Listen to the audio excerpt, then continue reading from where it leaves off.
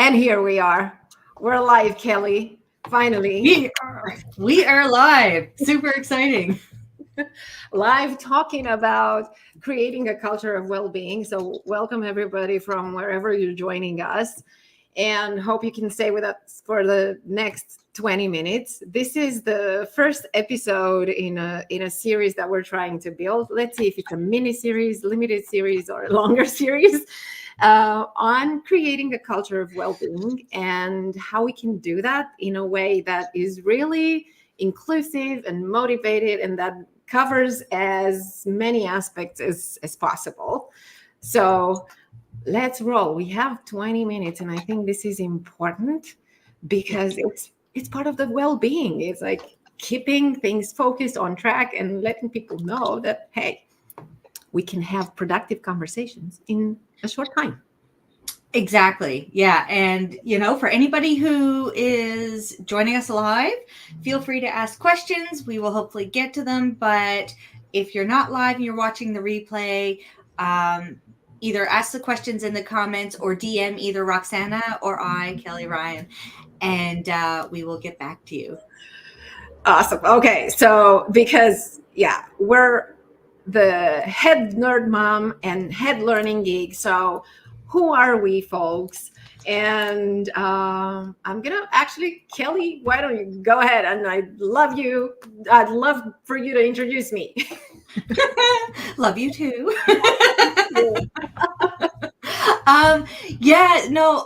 Roxana is an amazing person. I mean, as you can see, she's got a gazillion certifications and training and whatnot. But what I really think is super cool is how she's the winner of the Great Companies Global Business Award of this year. So congratulations on that one. That's huge. And to get on a TEDx stage is just phenomenal. That's a dream of mine someday. So congratulations on that one. But really, I absolutely love how heart-centered she is and how she helps companies, and team leaders, as well as startups, boost their leadership growth and build dream teams. Because the fact is, and this is something we're going to get into a little bit more, the fact is in order to have a great company, you need to have those leadership skills and you need to be able to build those dream teams. So I'm super excited and honored to be able to introduce Roxana, who is a learning geek and a mom of 2 teens. Yeah, and thank you. It's so good to hear that from someone else and to hear that from you, where you said that it's important to train people and help people be great leaders. I think that's essential in today's workplace. And let me introduce you too, because again, you have a gazillion certifications that I never knew existed when it comes to nutrition, culinary nutrition, all of that, the quality policy and that internal auditing, those to me, that was super impressive. But what was even more impressive for me is that you actually host your own TV cooking show on Rogers. So for our Canadian friends watching this, go check it out. It's called Nerd Mom's Kitchen Adventures. How fun is that? I really love the title, and I know what you do in the show, and that you share a lot of knowledge and recipes that are fun. And you also have your 2 kiddos with you sometimes on the show. And just the fact that you decided to also bring this to companies. And I think this is huge. And that's also part of what we're going to talk about, because it's never been part when you talk about nutrition and recipes and a healthy diet. That was rarely the conversation in the corporate world, and you brought it into this world as well. So I love that, and I'm really looking forward to learning more about you. And I love that you define yourself as a nerd, because I connected with that, because I always define myself as a learning geek. So here we are. Here we are today. Yeah, so for anybody who's joining us, like I said, pop in, say hi, and any questions or anything, let us know and we will 100% get to them. This is going to be such a fantastic talk. Obviously, we're not going to be able to dive super deep into this one, but this is our first one, and we are going to hopefully go deeper in some future ones. So if there's any topics you want us to cover, if any of this sparks anything for you, please let us know, and maybe we can have an interesting conversation later on, covering a topic you want us to cover. Exactly. So I'm going to start with why create a culture of well-being. Okay. And, once upon a time, well-being, health and wellness in the company standpoint was seen as a nice to have, but now we're getting to a point where it's a must have.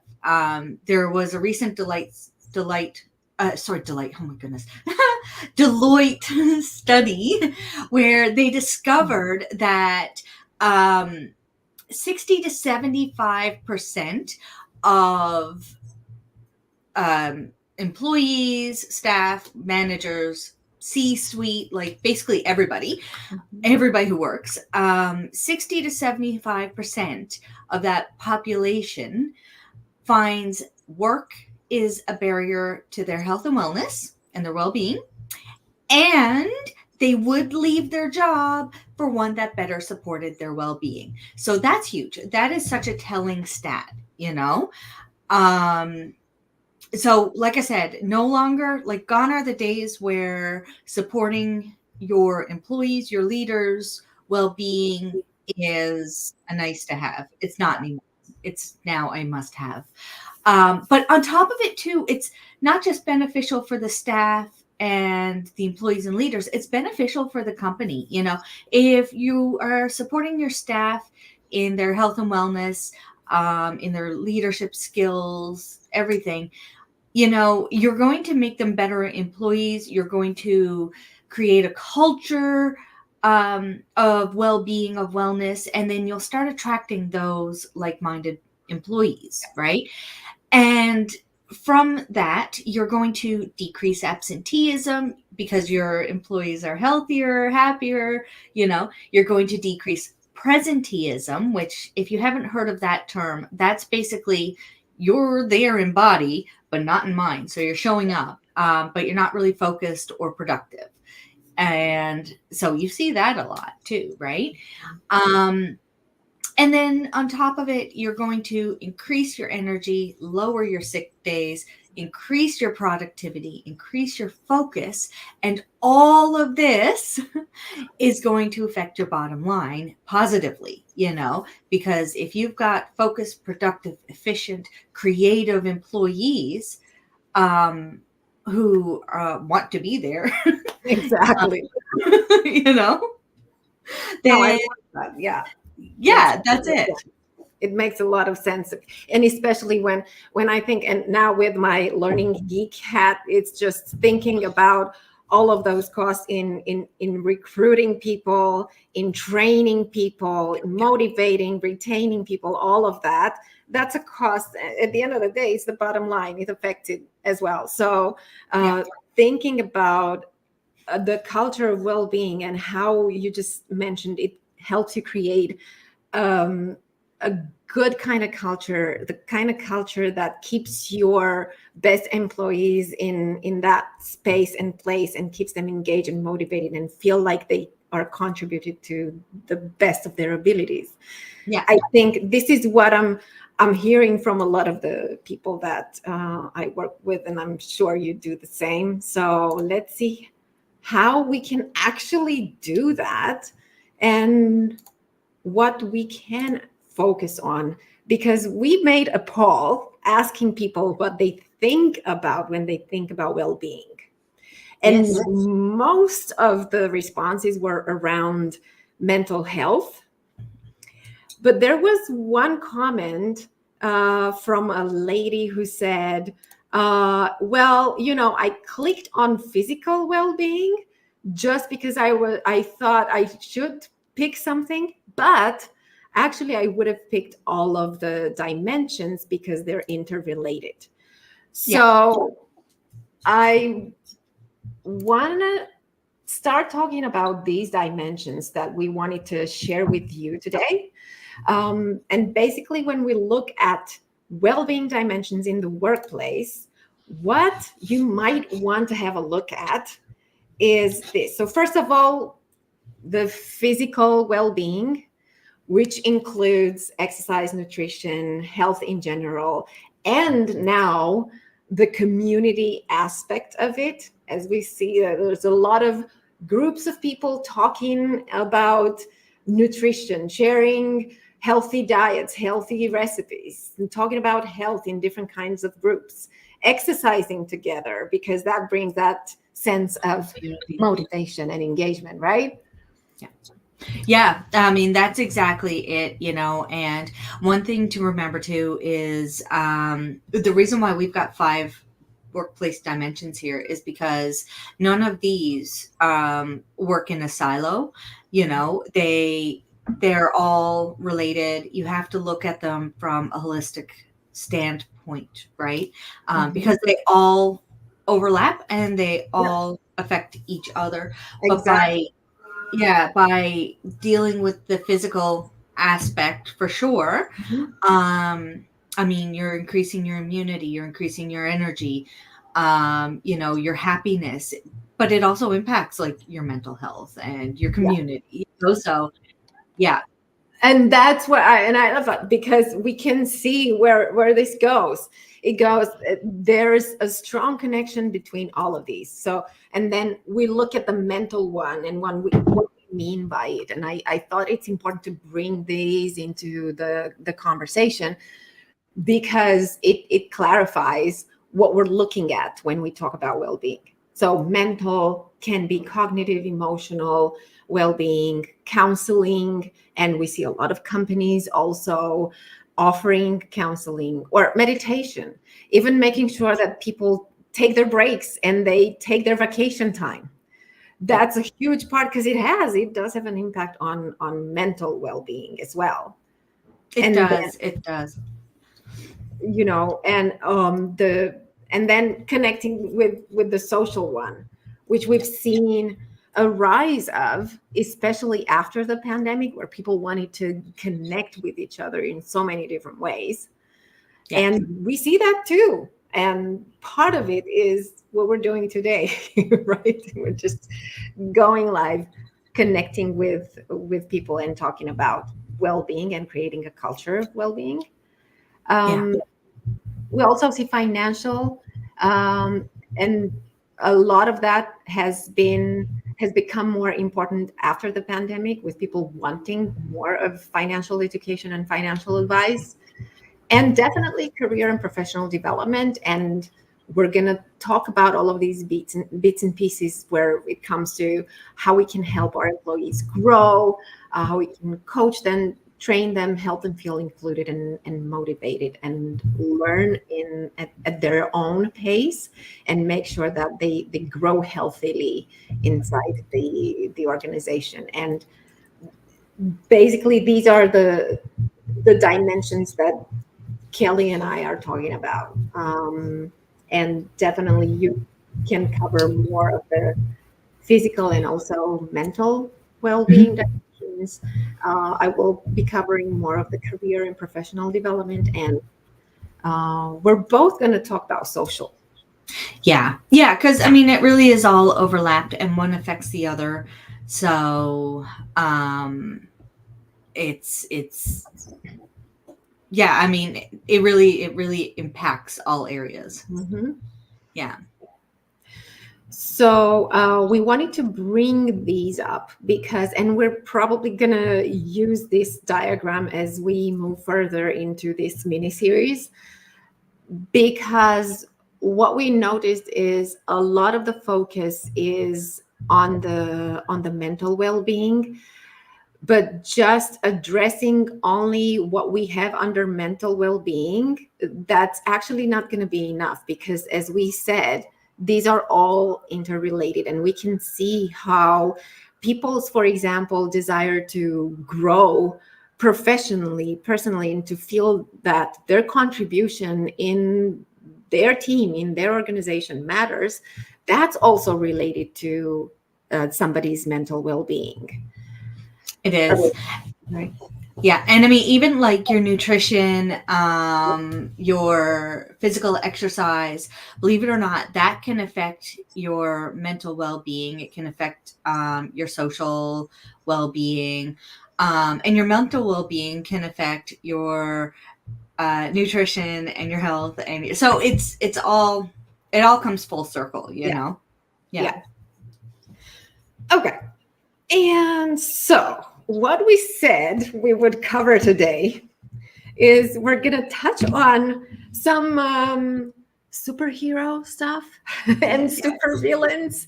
So let's start with the super villains, because I'm really intrigued by this title, Kelly. So these are my 8 health zapping supervillains and the superheroes that defeat them. This is going to be just a really quick run through because we are short on time. But basically, there are I've created 8 health zapping supervillains, and I've created superheroes that go with them. And the reason why I did this is, one, to make healthy living fun, enjoyable. I also find doing things through story helps it stick a little bit better. But the reason why you want to focus on these 8 areas is so you can wake up feeling energized, feel productive and focused at work, but still have energy for fun at home. But also, it can do things like help prevent burnout, help reduce stress and anxiety, and so much more. So, you're not gonna, like I said, I'm not really going to dig into them super deep, but the 8 health sapping supervillains and the superheroes are Parallax the Parched Pirate, and that's where we deal with not having enough water. And then I'll go through just the supervillains. We don't need the superheroes today. Okay. Jolin the Joker of Junk is not getting enough healthy nutrients into your body, so eating enough healthy foods. Iwan the Idol is not getting enough exercise. Sable the supervillain of sleeplessness is just not getting good quality sleep. So even though you might be sleeping a lot, maybe it's not good quality, or maybe you're just not sleeping enough. Over here, you can see Desdemona versus Bridget. So that's Desdemona, the demon of disruption. And that's sort of more hormonal. So if you go through all of the basic ones and there's still something going on, then you might want to look at things like your thyroid or your hormone levels or whatever. And then the next one we have is Phobos, the pesky pixie of pandemonium, and that's basically everything else that couldn't fit into the first 7. Megara, the melancholy, is just happiness versus sadness, your mindset, that kind of thing. And Amaya, the anxious, is your stress levels. And the main message here is the reason why I focus on the 8 is because, just one isn't going to fix the whole picture, and we aren't one person at work and another at home. Like, we are just one person, and all of these different areas can impact other areas in our lives. So that's the short and dirty version of it. And again, we can talk about this more, because I think when we talk about well-being, these zapping supervillains and also the superheroes are going to be an important part of the conversation. And I think by this point, what I understand is what it takes to boost energy, especially when we talk about a team, is if we can measure that energy for impact and how people make their best impact and contribution at work, Yeah. individually, but also as part of the team. So I will quickly just share with you what I find super useful for measuring that level of energy. And I will also talk about this next time that we meet, because I think this is going to be an important part of the conversation where we talk about people's energy, motivation, inclusion, and having that sense of contributing to the better good, to the team, to the organization, having that sense of purpose. So measuring that energy for impact, for example, in a change context, and where you look at that, we have a different kind of energy for different kind of impact. So we would have a game changer who is able to imagine change, and their typical question would be, why not try this? Why not do that? They can see a different way of doing things. Or the strategist who is able to map the change, and their question is why. So when the game changer asks why not, the strategist would come in and ask why are we doing this? What's the purpose? How does this fit with our strategy? And there's a different combinations of the way in which make impact or impact on a team. Another one is the implementer who's able to drive change. And the question that they answer typically, or the question that's on their mind, is what's the outcome? What do we need to achieve? And by when? Deadlines are going to be important to them. Polishers who secure change, and they're the ones who ask the how question. How can we improve? What's the quality that we deliver? What the value is in what we deliver? And then the playmaker, who is like this conductor that orchestrates change and asks who's doing what and makes sure that everybody is clear, aligned, not necessarily in agreement, but aligned with where they're going and how they're going to do things. Are they clear about what their role is? And this is important, especially, it's important for individuals, but it's more important for teams, because what that tells you is it gives you an idea of who you have in your team, but also what your team is going to be focused on. And that's what I'm going to talk about next in our next conversations, because measuring the kind of impact that your team is making, what you're focused on, and what might be some blind spots that you're not addressing, that keep your people disengaged and keep your people feeling like there's no place for me to share this. That impacts your levels of psychological safety and trust when we talk about teams. So I'm going to expand on this more as we move through this mini series as well. But for now, we're already okay. I'm going to call us out. We're not good with timing. So Not at all. we're going to make it better. Let's aim for that. And talking about next time, what are we doing in the next episode, Kelly? Oh, in the next episode, we are planning on talking about some fun activities to increase your team's energy in December. So that it's going to be really timely because, December's getting cold and you don't want to get outside as much. So how can we have some fun, but help our team and celebrate the December month? Mm-hmm. Yeah, absolutely. So we're going to do that on November 28th. We're going to be here at 10 a.m. Eastern time, and December is getting cold in Canada. I don't know about other parts of the world. You people let us know how cold is it in December where you are.